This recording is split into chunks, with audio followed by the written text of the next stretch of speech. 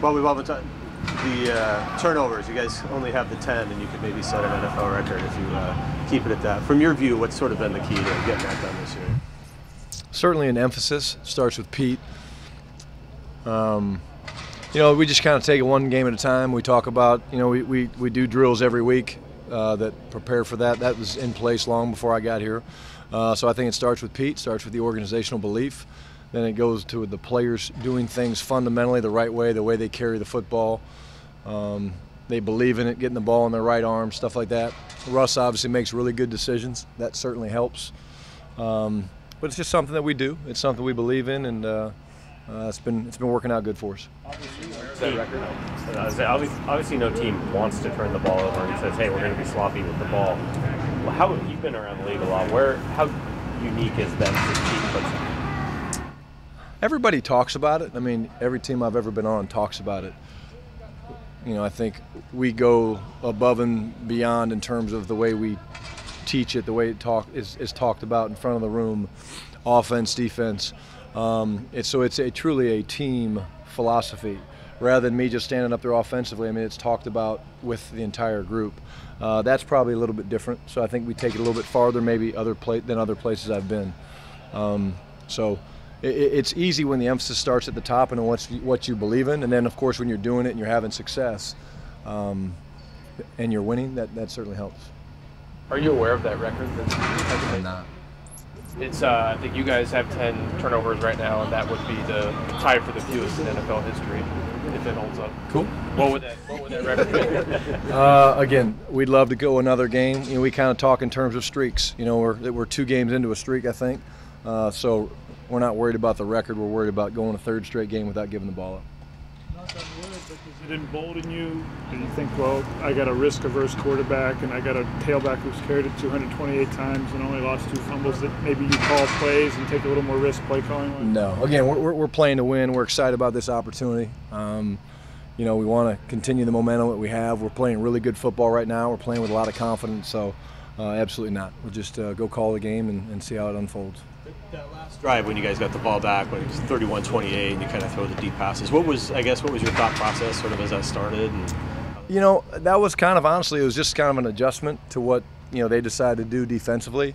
They were going to load the box. They wanted to try to stop the run, and they kind of came out of the middle of the field and played what we call cover zero, which is nobody in the middle of the field. And there's not very many good runs, even for a good running team like ourselves.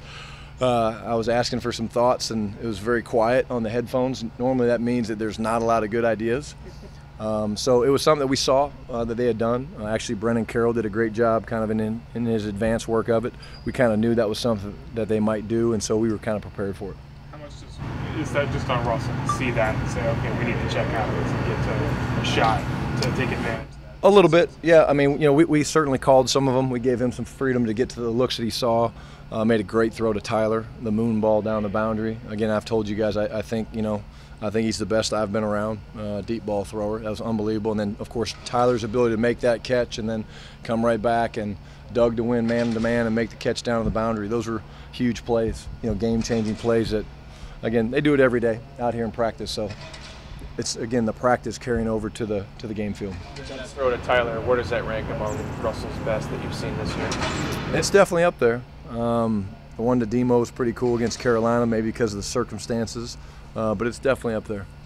Doug have a couple of real productive games back-to-back. Just when he's starting to get right physically, how much of a difference maker is he? Oh, he's a great player. And again, I think he's been more frustrated maybe than anybody, just in terms of, man, I don't feel 100%, but we knew it would come. I mean, we knew the type of player he was. It was just, again, a matter of him getting back, feeling better, the timing with Russ. Nobody's surprised by it.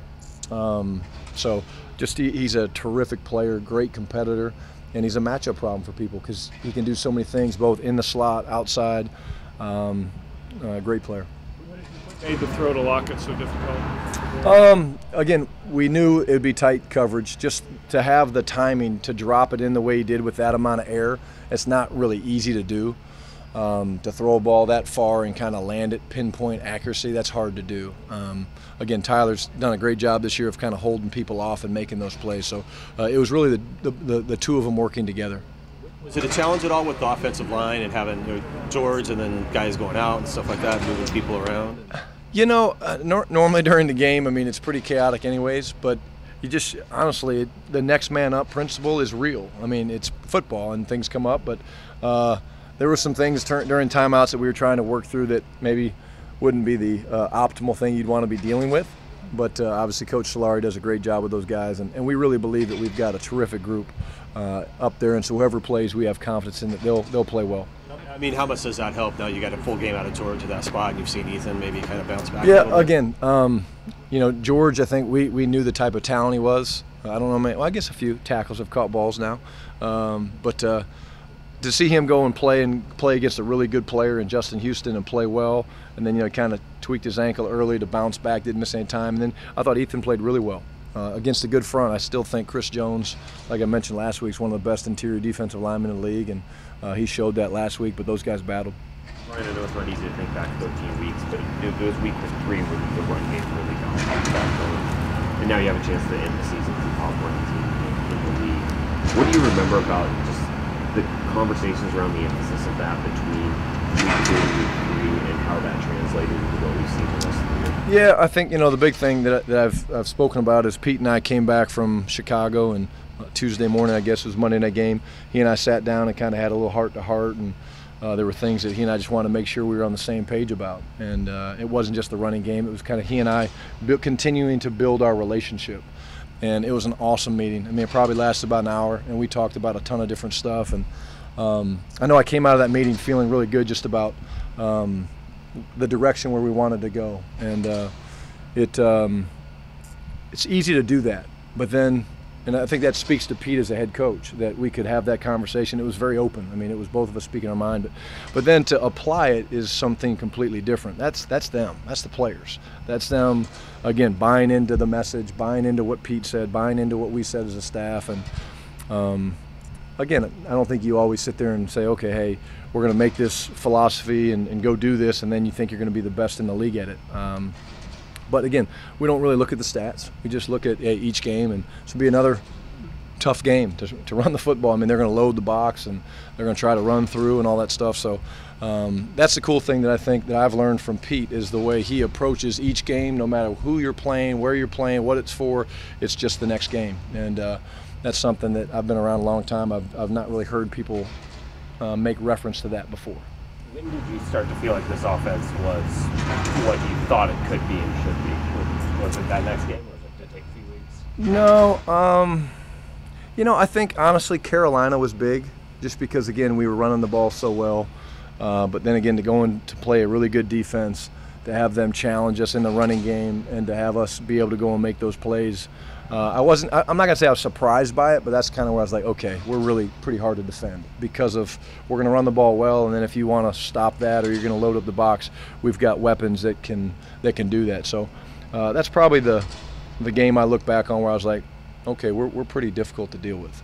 That 2-week stretch, I think you had trouble running it in Carolina, you had trouble throwing it against Minnesota, and that was the other aspect that had to come through each day. Sure. That 2-week stretch probably showing that you could do both, and you had to call upon a problem. Yeah, that makes sense. Again, you never was it last game? They all run together, but like I think last game, this past game, I think we hit over 60 rushing attempts and completions. And again, I've called plays 11 years. I can't remember that that's ever happened. So the balance and the ability to do what we did is impressive. Again, not us. It's the players. It's the execution. And we're playing, like I said, with a lot of confidence right now. I know you mentioned stats may not be something you look at all that much, but to get Chris to 1,000, there's only 8 backs right now in the NFL that are to that mark. That still means something. It's kind of like a marker for this group. And the rest. Absolutely. I know that when Coach Pete mentioned it in the locker room, guys were really excited, and I think it's more for Pete, or it's more for Chris, the person, and what he kind of had to overcome last year with the injury and all that stuff. And I mean, he just runs so hard. I mean, it was the Green Bay game, right, against the linebacker, and then this game it's the safety and the linebacker. Russ had nothing to do with that one. Don't let him take any credit for it. His little shove there at the end, I mean, I think he was already past the line of scrimmage, but we were happy for him. And again, that's hard to do. It's hard to do in this league, and terrific young man, very soft-spoken, but we were excited for him. Anything else? Thanks, Coach. Thanks, guys.